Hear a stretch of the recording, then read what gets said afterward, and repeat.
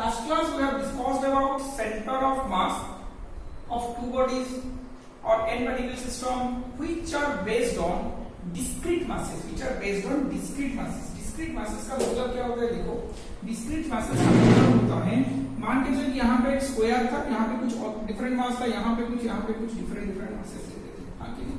कहीं पे m 2m 3m 4m, कहीं पे 2 kg 6 kg ऐसे ही रहता था। यहाँ पे हम पढ़ेंगे centre of mass of continuous bodies, continuous mass distribution मतलब मान के चलिए एक रॉड है और इसका मास अगर m हुआ और ये रॉड l है, समझो अच्छी तरह से, एक रॉड है जिसका मास m है, लेंथ l है, जिसका मास m है, लेंथ l है। यहाँ पे तुम जितने छोटे छोटे पार्ट करोगे, किसको, ये रॉड को जितने छोटे पार्ट करोगे, सब में ये जो मास है इक्वली डिस्ट्रीब्यूटेड है। मान के चल कि 5 चॉकलेट, अच्छा 5 बच्चे हैं, यहाँ पे 5 बंदे हैं, आगे नहीं, और 5 बंदे के बीच में मुझे 30 चॉकलेट को डिस्ट्रीब्यूट करना है। 5 बंदे के बीच मुझे 30 चॉकलेट को डिस्ट्रीब्यूट करना है। एक क्लास में 5 बंदे थे, 5 बंदे के लिए मैं 30 चॉकलेट खरीदा और ये 5 बंदे के लिए मैं 30 चॉकलेट दूंगा। तो एक के बीच कितना आएगा? 6 आएगा। तो now these 30 chocolates are equally distributed among these 5 children। आया समझ में कि नहीं? तो इसी तरह ये जो मास m है, कैपिटल M है, पूरा रॉड का लेंथ जो L है, पूरे रॉड में ये इक्वली डिस्ट्रीब्यूटेड होगा। सिर्फ ये वाला नहीं, हम काफी और भी चीज पढ़ेंगे, कहीं पे हम सर्कुलर रिंग के बारे में पढ़ेंगे, कहीं हम हेमिस्फेरिकल बॉडी के बारे में पढ़ेंगे, कभी चीज आगे पढ़ेंगे। वहां पे सब में इक्वली जो मास होता है ना, इक्वली डिस्ट्रीब्यूटेड है, इक्वली डिस्ट्रीब्यूट होगा। तुम किसी भी पार्ट को ले लो, सब में ये इक्वली डिस्ट्रीब्यूट होगा। आया समझ में? हाँ कि नहीं? आ रहा है समझ में? तो यहाँ पे मान लीजिए छोटा पार्ट होगा, यहाँ पे भी मास पर यूनिट लेंथ m/l होगा। सब में टोटल मास m है, लेंथ क्या है? l है, और मास पर यूनिट लेंथ किसी भी कोने के लिए मास कितना होगा? m/l होगा। तो क्या होता है यहाँ पे? तो मास पर यूनिट लेंथ, किसी बीच का लेंथ, टोटल मास है m, लेंथ अगर l हुआ, तो every part of the rod in that part mass is equally distributed. अब हम आगे दिखेंगे कि एक छोटा सा पार्ट में कितना मास आता है, छोटे पार्ट में कितने मास आता है। तो बेसिकली हमको यहाँ पे क्या करना है कि एक बॉडी लेना है जिसमें मासेस आर डिस्ट्रीब्यूटेड यूनिफॉर्मली, और हमको वहां पे दिखना है कि इसका सेंटर ऑफ मास कहाँ पे निकलता है, आगे नहीं। अब पहले हम क्या करेंगे? रॉड के बारे में पढ़ेंगे। अच्छा देख के तो पता चल सकता है ना कि यहाँ पे मास का जो रॉड, अगर मास m हुआ, लेंथ l हुआ, तो इसका सेंटर ऑफ मास l/2 होगा, इसका सेंटर ऑफ मास l/2 होगा।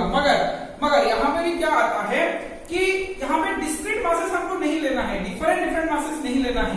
जो भी लेना है, एक बॉडी लेना है, एक सिस्टम लेना है जिसका यूनिफॉर्म मास डिस्ट्रीब्यूटेड होगा, अब देखो कैसे करते हैं। मेरा क्वेश्चन ये है कि यहाँ पे मैंने एक रॉड ले लिया, रॉड ले लिया, पतला सा रॉड है जिसको हम 1 डायमेंशन बोलेंगे, अच्छा किसका ये? सेंटर ऑफ मास। अब देखो मैं थोड़ा और एक फॉर्मूला तुमको बोल देता हूं। अगर यहाँ पे थोड़ा दूर आएंगे रॉड के पास, अब देखो अगर मेरा क्या होता है कि यूनिफॉर्मली डिस्ट्रीब्यूटेड है, मेरा फॉर्मूला क्या होगा? मेरा सेंटर ऑफ मास का फॉर्मूला क्या होगा? मुझे x सेंटर ऑफ मास चाहिए, तो मैं क्या करूंगा ना, dm के पार्ट को इंटीग्रेट करूंगा x से dm। m1 into x1 होता था, अरे हाँ या ना, m1 into x1 होता था। अब जब m1 into x1 होता है, मान के चलिए बड़ा सा पार्ट है, कभी इससे मैंने ले लिया, इसका मास कितना आएगा? dm आएगा, नहीं? छोटा पार्ट कितना आएगा? x1 आएगा, और यहाँ पे मैंने कर लिया x2 आएगा, ये dm2 आएगा, ये dm1 आएगा, हाँ कि नहीं। फिर इसे मैंने ले लिया, इसका छोटा लेंथ x3 आएगा, dm3 आएगा। तो एक ही फॉर्मूला है, dm1 into x1, dm2 into x2, वही m1 x1 m2 x2 m3 x3 इसे याद करना है। तो dm3 into x3, तो मैंने क्या किया, x dm लिख लिया, x dm लिख लिया, उसका इंटीग्रेशन। सबको ऐड करने का तरीका क्या होता है यहाँ पे, इंटीग्रेशन कर लो, हाँ कि नहीं। सबको ऐड करने का तरीका क्या होता है यहाँ पे, इंटीग्रेशन कर लो। अब इसका dm क्या होगा ना, dm का आ रहा है समझ में। तो सारे dm को, छोटे छोटे dm को इंटीग्रेट करोगे तो क्या मिलेगा, m ही मिलेगा। ऊपर में क्या आएगा, x dm, ऊपर में क्या आएगा, x dm। डिपेंड करता है बॉडी क्या चीज है, डिपेंड करता है बॉडी क्या चीज है, और हमको वहां पे किसके साथ इंटीग्रेट करना है, हमको किसी रेंज से कौन सा रेंज को इंटीग्रेट करना है। आया समझ में। सिमिलरली YCOM का फॉर्मूला क्या होगा, YDM divided by M, YDM का इंटीग्रेशन। उसी तरह ZCM का इंटीग्रेशन क्या होगा, ZCOM का ZDM divided by M integration. आया समझ में, अरे हाँ या ना, अरे हाँ या ना, आ रहा है समझ में कुछ। नेक्स्ट को चलते हैं। अब ये फॉर्मूला को नोट डाउन कर लो। नेक्स्ट को देखते हैं, नेक्स्ट को देखते हैं। नेक्स्ट में हेडिंग डालो centre of mass, centre of mass of, centre of mass of uniform straight rod, center of mass of a uniform straight rod, center of mass of a uniform straight rod क्या होता है, देखो मैंने क्या किया ना, यहाँ पे एक रॉड ले लिया, यहाँ पे एक रॉड ले लिया, पतला सा रॉड ले लिया, आगे नहीं, जो कि वन डायमेंशनल है, जो कि वन डायमेंशनल है। वन डायमेंशनल का मतलब समझ रहे हो, आगे नहीं, एक ही डायरेक्शन पे उसका होगा, इधर लेफ्ट या राइट। आया, आ रहा है समझ में। तो ये वाला हो गया सेंटर ऑफ सरिया रॉड हो गया, जिसका लेंथ है L, जिसका लेंथ है L, मास है M। क्या दिया गया है इसको कि consider a rod of mass M and length L, consider a rod of mass M and length L, find its center of mass in which masses are distributed uniformly, and find its center of mass। है समझ में। देखो centre of मास निकालने का तरीका क्या होता है, पहले हमको क्या करना है, यहाँ पे एक कॉन्सेप्ट आएगा, यहाँ पे एक कॉन्सेप्ट आएगा जो तुमको 12th में भी जाके काम में आएगा। देखो वो क्या होता है कि लीनियर मास डेंसिटी, क्या आता है, linear mass density. Linear mass density क्या होता है ना, इसको हम लैम्बडा लेते हैं, क्या लेते हैं, लैम्बडा लेते हैं। क्या होता है कि मास अगर मेरा लेंथ में डिस्ट्रीब्यूटेड है यूनिफॉर्मली, तो हर एक हिस्से में कितना मास आएगा, m by l, that is lambda equal to, मेरा क्या होता है, लीनियर मास डेंसिटी का मतलब होता है कि मास by length, mass by length. आया समझ में, मास बाय लेंथ होता है इसका formula, linear mass density one dimension figure में। टू डायमेंशन आया तो हम यहाँ पे लेंगे सरफेस एरिया डेंसिटी, हाँ कि नहीं, सरफेस मास डेंसिटी लेंगे और एरिया डेंसिटी लेंगे। वॉल्यूम 3 डायमेंशनल है तो वॉल्यूम के लिए लेना है, वो आगे हम बढ़ते जाएंगे। अब सिर्फ देखो लीनियर मास डेंसिटी में क्या आता है, मास बाय लेंथ। है समझ में, lambda equal to mass by length. तो हम इसे क्या लिख सकते हैं कि lambda equal to mass by length, lambda equal to mass by length, lambda equal to mass by length. आया समझ में, अरे हाँ या ना। तो अब मैंने क्या किया, lambda equal to mass by length का मतलब है, सोचो जरा, तो क्या हुआ, ये छोटा सा पार्ट मैंने ले लिया, कंसीडर एक छोटा सा पार्ट, यहीं पे कहीं पे भी ले लिया, जिसका लेंथ dx था, जिसका लेंथ dx था, और मास क्या था, dm था, मास क्या था, dm था। मुझे क्वेश्चन पूछा गया, जो तुमने वो छोटा सा पार्ट लिया, उसका मास कितना होगा, उसका मास dm होगा, तुमको पता है, मगर वो dm का वैल्यू क्या होगा, ये वाला सवाल है। अच्छा है, हमको ये नहीं पता करना है कि dx का मान dm का तो वहां पे लिख लो, समझ रहे हो ना।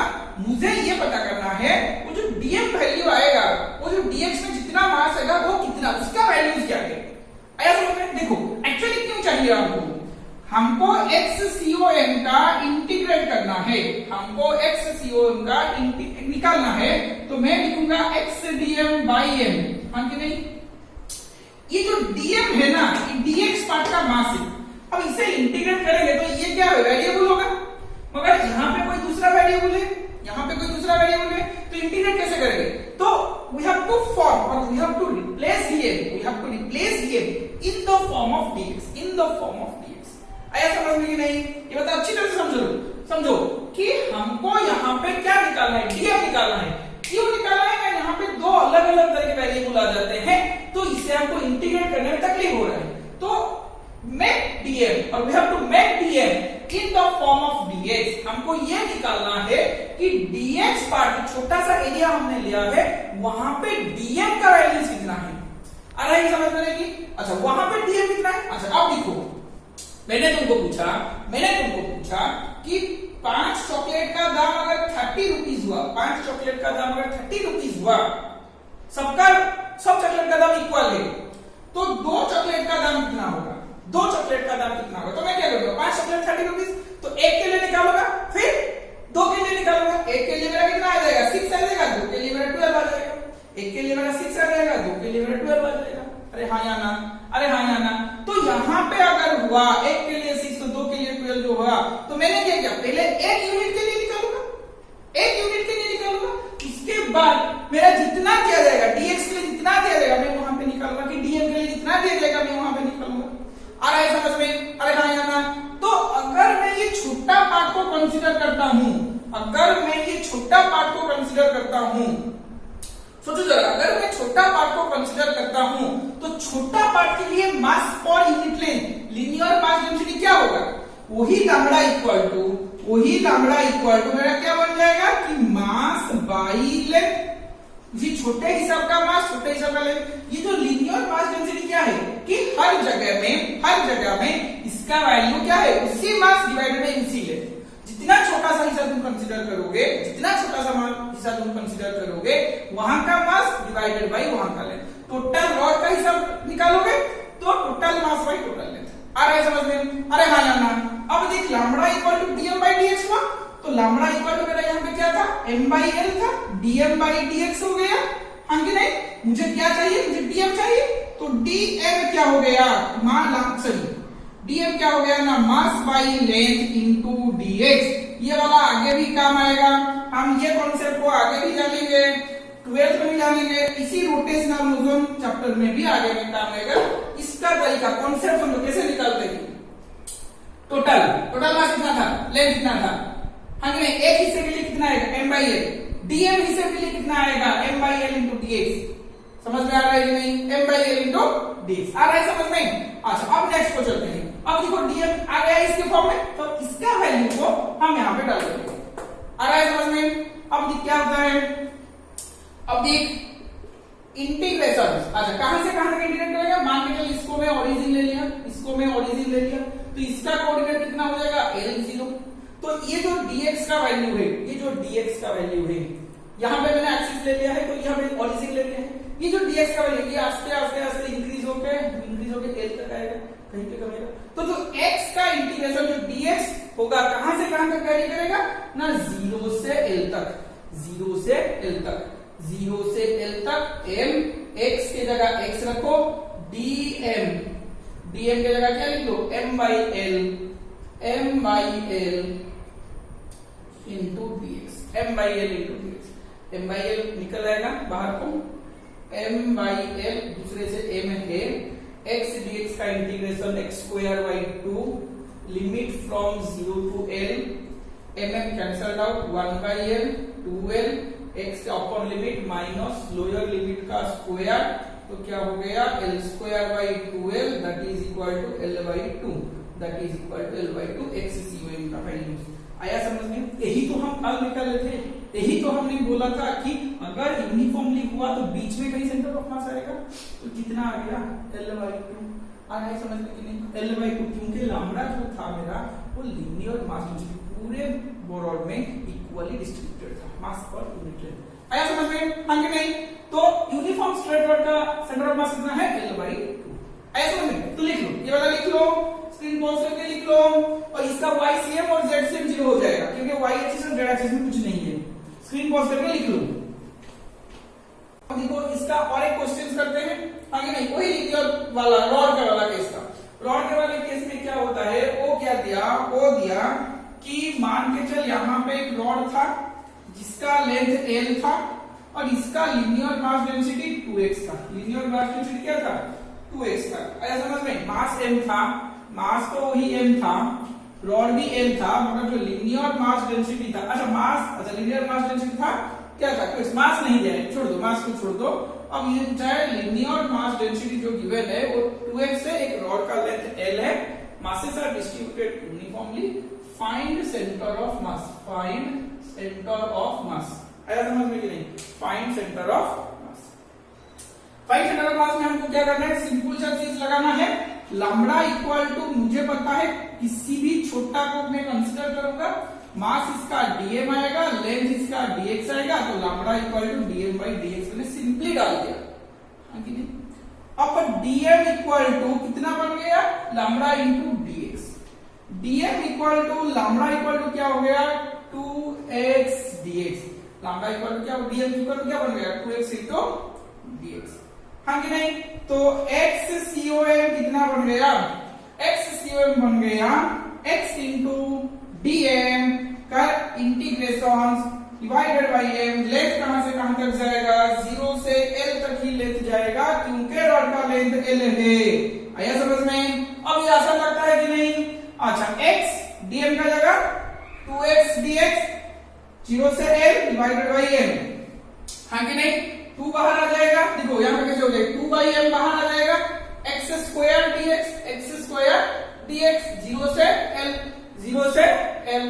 अब क्या हो गया 2 by m x Q by 3, x Q by 3, 0 से l, 0 से l, 2 बाई 3m, ये हो गया l क्यू, तो कितना आ जाएगा मेरा 2l Q by 3m, 2l Q by 3m।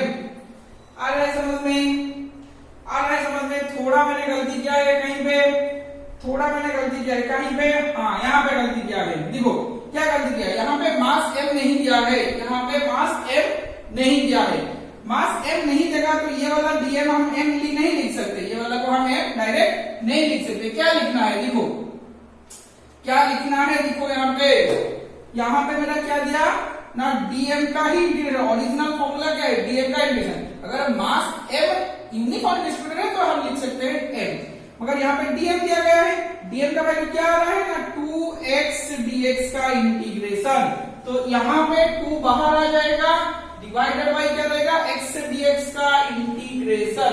अच्छा मैं टोटल मिटा देता हूँ, फिर से करना पड़ेगा। देखो क्या होता है यहाँ पे, क्या होता है यहाँ पे x dx का इंटीग्रेशन 0 से l, x dx का इंटीग्रेशन 0 से l, 2 से 2 कैंसल आउट हो गया, ऊपर वाला आ गया, ऊपर वाला आ गया x cube by 3, limit from 0 से l, ये वाला आ गया x square by 2, limit from 0 से l। आया समझ में, तो l क्यूब बाई 3, नीचे वाला आ गया l स्क्वायर बाई 2, तो 2 बाई 3, यहाँ पे l स्क्वायर से l क्यूब कैंसल आउट हो गया, 2 बाई 3l, तो 2l बाई 3 आ गया मेरा x सेंटर ऑफ मास। आया समझ में। डायरेक्ट तुमको अगर मास m अच्छी तरह से डिस्ट्रीब्यूट है, मास m अगर अच्छी तरह से डिस्ट्रीब्यूट है तो तुमको वहां पे डायरेक्ट कैपिटल M लिखने से कोई दिक्कत नहीं होगा। अगर वहां पे कुछ वैल्यूज दिया गया है लैम्बडा का तो तुमको dm लिखना है, क्योंकि वहां पे मास जो है कैपिटल M नहीं है, कोई दूसरा मास होगा। आया समझ में, कोई दूसरा मास होगा। आ रहा है समझ में ना, इसको पॉज करके लिख लो। नेक्स्ट क्वेश्चन को चलते हैं। Centre of mass of an uniform semi circular ring,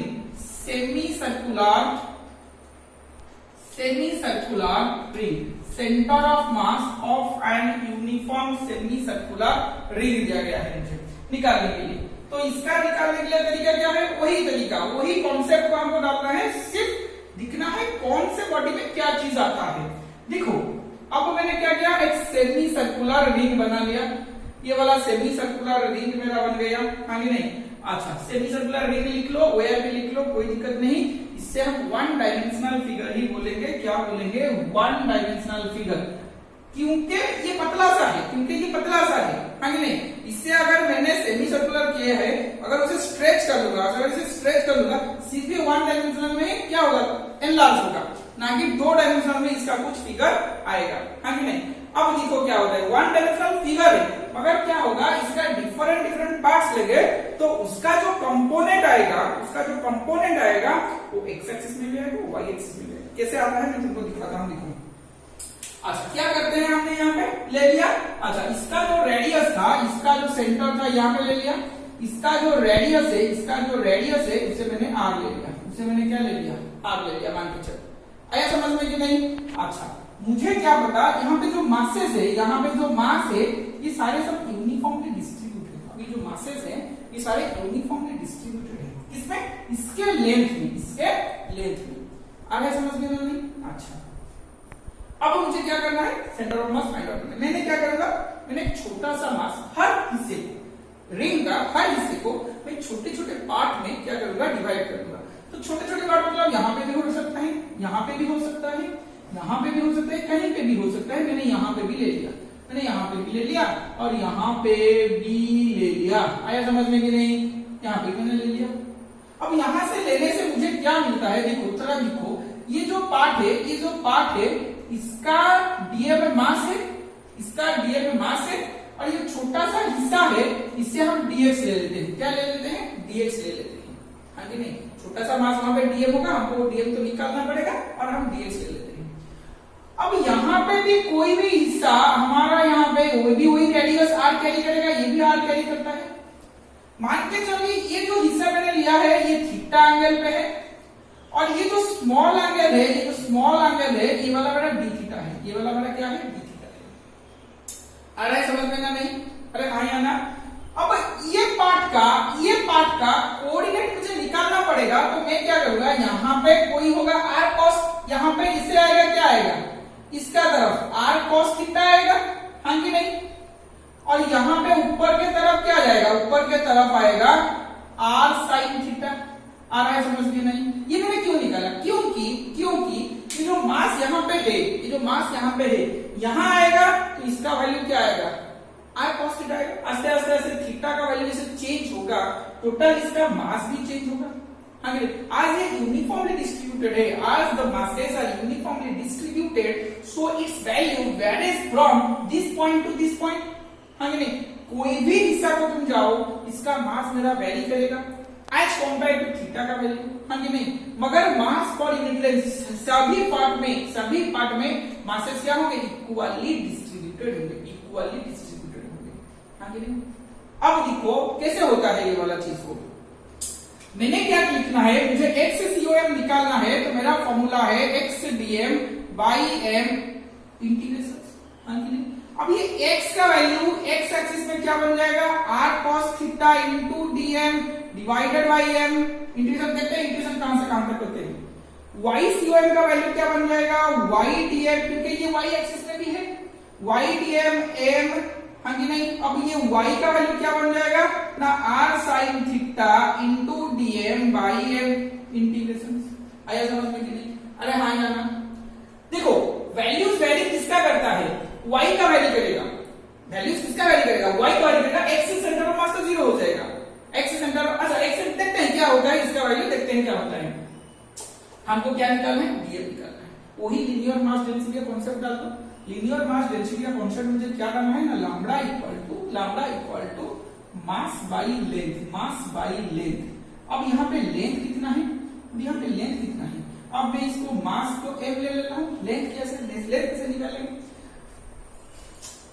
ये टोटल सर्कल का लेंथ कितना होगा? रेडियस अगर r है 2 पाई r होगा, हाँ कि नहीं? 2 पाई r होगा। टोटल छोटा सा हिस्सा है, तो ये छोटा सा नहीं, सेमी सर्कल है, तो कितना होगा?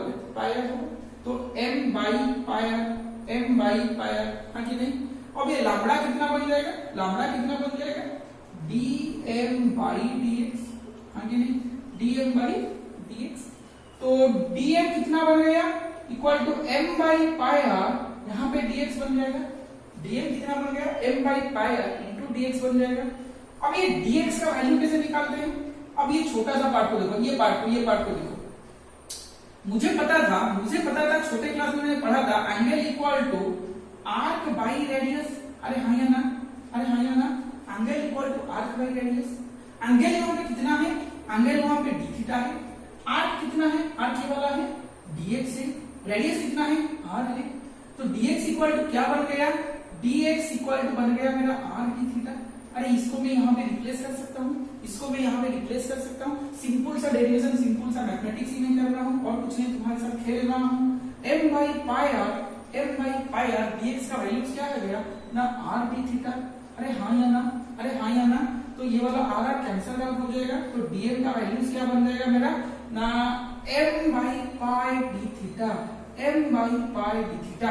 x के लिए भी है, y के लिए भी है, x के लिए भी है, y के लिए भी है। ऐसा समझ नहीं? अरे हाँ या ना। अब देखो कैसे होता है, सारे चीज समझ में आ गया है।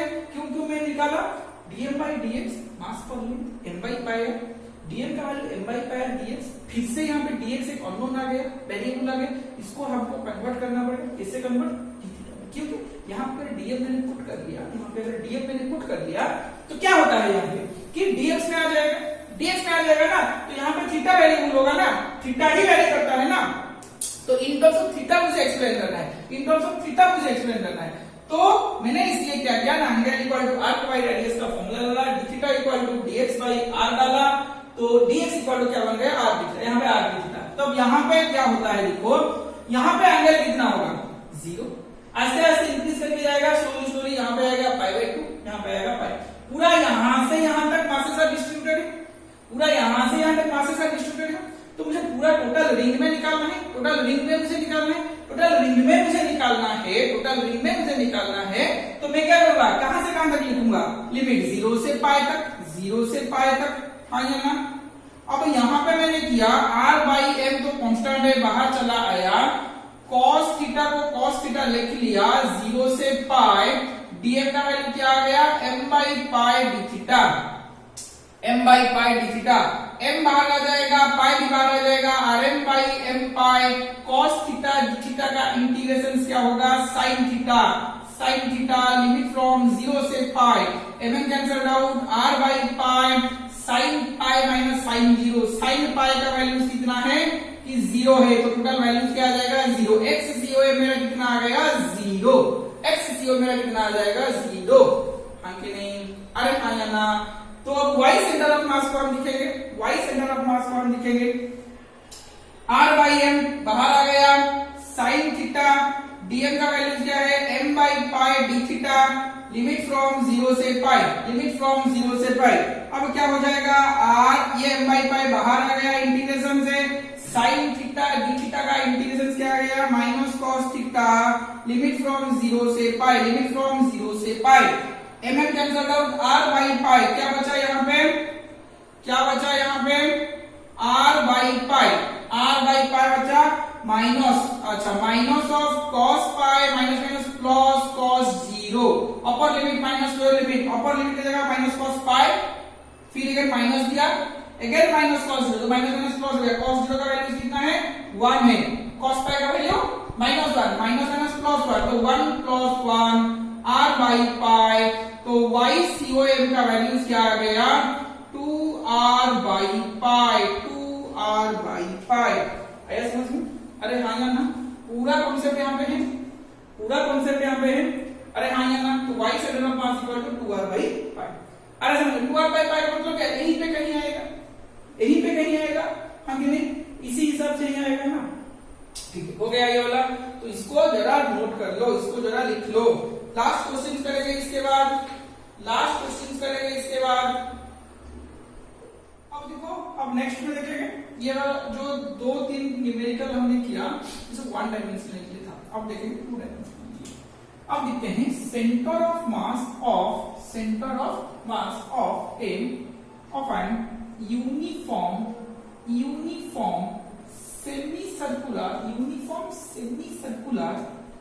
सेमी डिस्क या फिर प्लेट भी हम उसको बोल सकते हैं, सेमी सर्कुलर डिस्क और प्लेट भी हम बोल सकते हैं उसको। डिफरेंस क्या है डिस्क और रिंग में? देखो थोड़ा सा, अच्छा थोड़ा सा देखो क्या मैं बोल रहा हूं। डिस्क के लिए हम एक ऐसे ही लेते हैं, चलिए रिंग के लिए हम एक ऐसे लेते हैं, जिसका यहाँ पे मान के चलो एक वायर है तुम्हारे पास, वायर है, उस वायर को मैंने ऐसे बेंड कर लिया, उस वायर को मैंने क्या किया बेंड कर लिया, हाँ कि नहीं? हाँ भाई ये वाला है ना मेरे पास, देख रहे अच्छा तरह से होगा, देख क्या होता है, ये वाला वायर है ना, इसी हिसाब से देखो इसे बेंड कर लिया, बेंड करने से ये जो स्पेस है ये क्या है खाली है ना, ये जो स्पेस खाली हो गया ना, तो इसको हम यहाँ पे सेमी सर्कल, टोटल हो गया तो ये सर्कुलर, ये आधा हो गया तो सेमी सर्कुलर, ये आधा हाफ हो गया तो क्वाड्रिलेटरल भी बोल सकते हैं, आगे नहीं? अब तुमको पता चल गया ना, ये तो मुझे दे दे, मुझे चाहिए। अच्छा अब देख डिस्क का मतलब क्या है, डिस्क का मतलब वही सेमी सर्कुलर होगा, मगर क्या होगा ना यहाँ पे सारे मासेस उसका होगा, यहाँ पे सारे मासेस उसका होगा, आगे ये पूरा फिलअप होगा, फिलअप होगा, आगे नहीं? अब देख यहाँ पे क्या होता है, यहाँ पे क्या होता है, इसका जो मासेस है यहाँ पे बीच में नहीं रहता, यहाँ पे बीच में नहीं रहता, ये बीच में यहाँ पे नहीं रहता, आगे नहीं? ये सिर्फ यहाँ पे इसी लेंथ में आया है। अब इसका जो मासेस होगा डिस्क का मासेस क्या होगा ना, डिस्क का मासेस होगा कि ये डिस्क का मासेस इसके अंदर भी आएगा, डिस्क का मासेस ये अंदर भी आएगा। अब देख मैं बोलता हूं कैसे होता है, ये देख मेरे पास क्या है, अब देख इससे मैं क्या कर सकता हूं, अगर इससे मैंने बोला था ऐसे छोड़ दो तुझको, अल्लाह तेरा सर को लेके आ जाएगा, अब यहाँ पे मैंने ऐसे भी रख लिया, अब देख यहाँ पे ये जो यहाँ इसका हिस्सा है, ये जो इसका हिस्सा है ये क्या है पूरा यहाँ पे मास है, इससे हम डिस्क बोलते हैं, इससे हम क्या बोलते हैं डिस्क बोलते हैं। आ रहा है समझ में नहीं? मैंने सेमी सर्कल बना लिया है, सर्कल हो तो पूरा हो गया, सिर्फ ये होल नहीं आएगा, ये होल अगर फिलअप हो गया, ये होल अगर फिलअप हो गया तो टोटल को हम बोलेंगे कि सर्कुलर डिस्क। मुझे सेमी सर्कल दिखाना है तो मैं क्या करता हूँ ना ऐसे ही कर लेता हूँ, आया समझ में? अरे हाँ या ना, देख यहाँ पे आ गया, पूरा फिलअप हो गया, जितना हिस्सा मैं दिखाऊंगा मार्कर में उतना हिस्सा ही तुझे लिखना है। अरे हाँ या ना? अब देख ये वाला हाँ कि नहीं? अब दिखाई दे रहा है कि नहीं तुझे? हाँ ये वाला हो गया मेरा सेमी सर्कुलर डिस्क, जिसमें चारों तरफ मास ही मास है, हाँ कि नहीं? Masses are distributed throughout the area. अब इसे सॉल्व करने के लिए मुझे क्या करना पड़ेगा, इसे सॉल्व करने के लिए मुझे क्या करना पड़ेगा कि मैंने यहाँ पे एक सेमी सर्कुलर ले लिया डिस्क, जिसका मास यहाँ पे चारों तरफ है, हाँ कि नहीं? इसका मान लो ये सेंटर है, हाँ कि नहीं? जिसका रेडियस है r, कैसे करना है मुझे क्या करना पड़ेगा, यहाँ पे एक छोटा सा रिंग मुझे यहाँ पे फॉर्मेशन करना पड़ेगा, मुझे यहाँ पे क्या करना पड़ेगा छोटा सा रिंग। अब ये हिस्से का कोई भी छोटा हिस्सा मैं लूं, एक रिंग की तरह काम करेगा। एक मैं क्या करता हूँ ना, रिंग ले लेता हूँ, यहाँ पे मैंने एक छोटा हिस्सा रिंग ले लिया, यहाँ पे क्या किया मैंने एक छोटा हिस्सा रिंग ले लिया, यहाँ पे क्या किया मैंने रिंग ले लिया। आया समझ में कि नहीं? अरे हाँ या ना?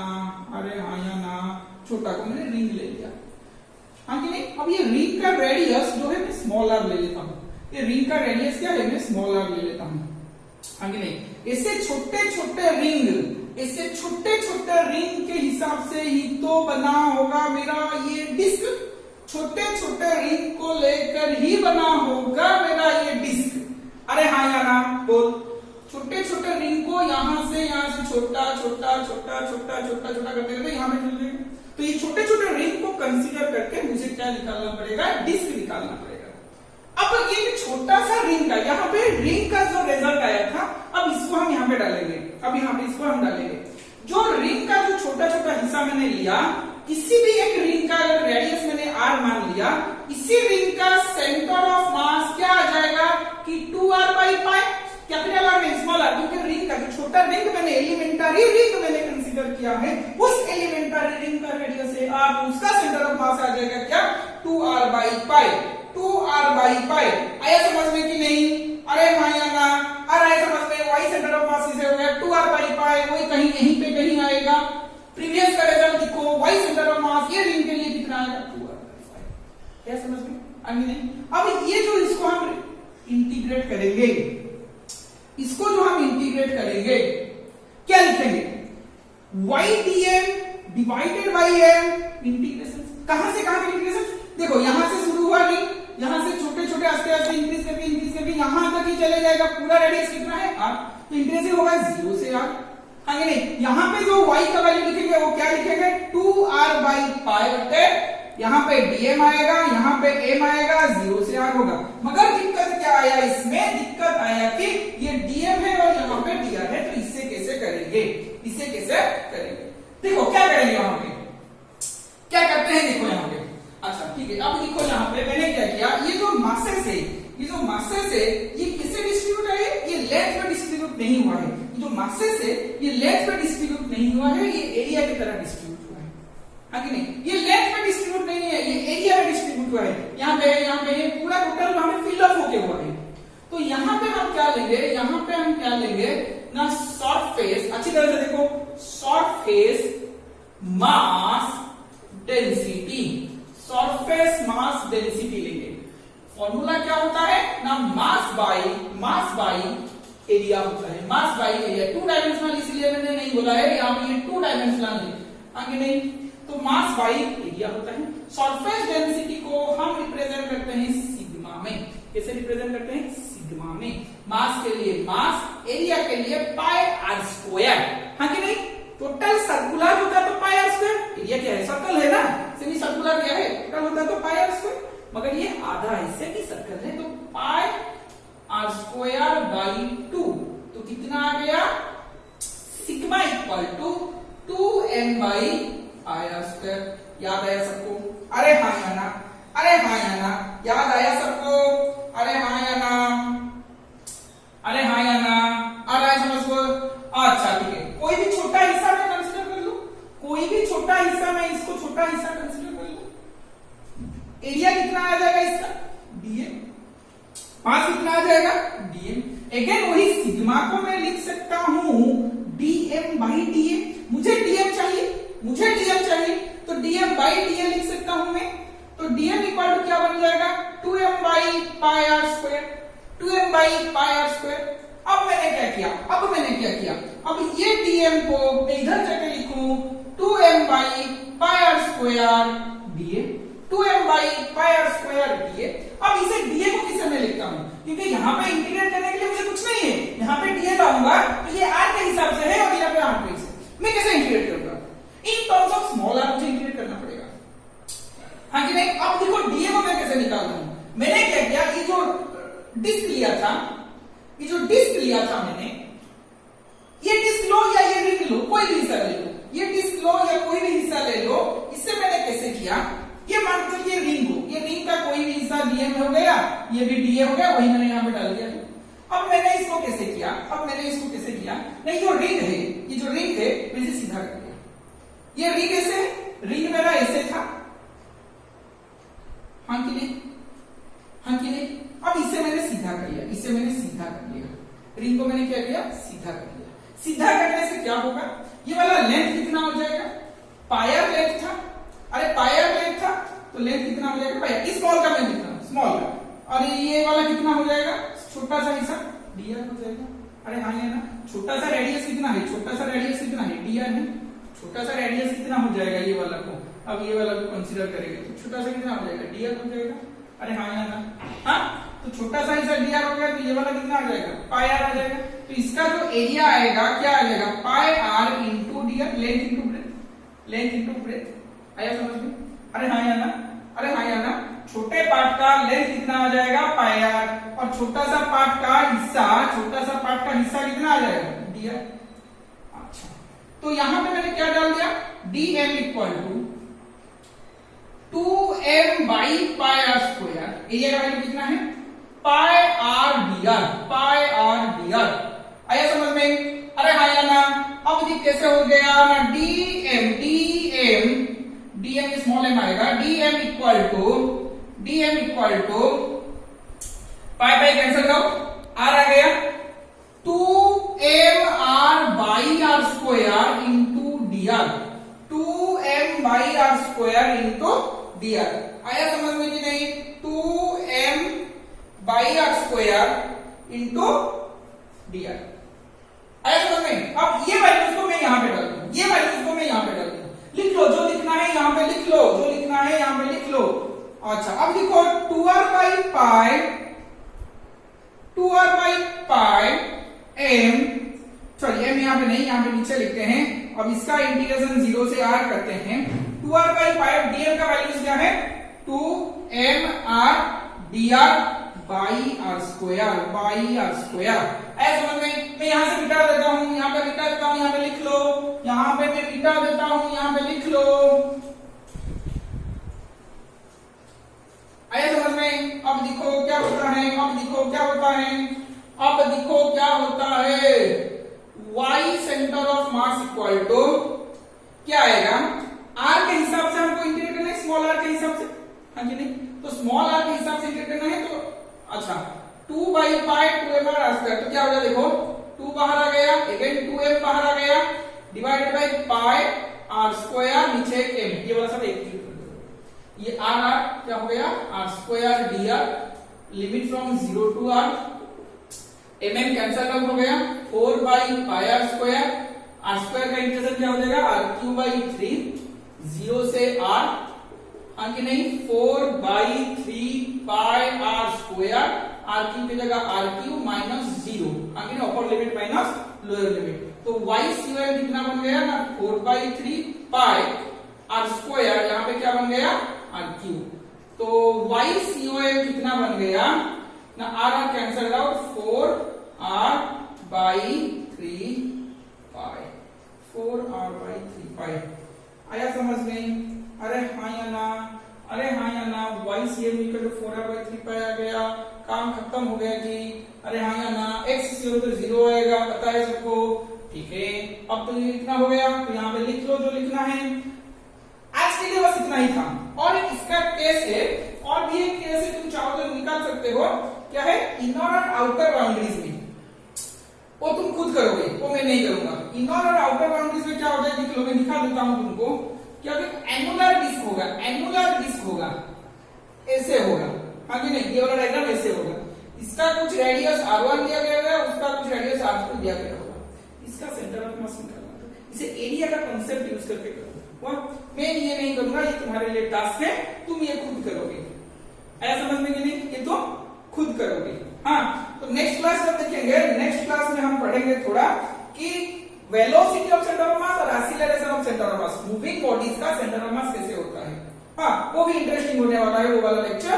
अब देखो यहां तक हो गया, अगर किसी का इसमें डाउट है तो कमेंट्स में लिख लेना, या ठीक है, नेक्स्ट क्लास को मैं और थोड़ा चाहूंगा कि और थोड़ा अच्छे से मुझे कॉन्सेप्ट को दिखाना पड़ेगा। ठीक है, थैंक यू।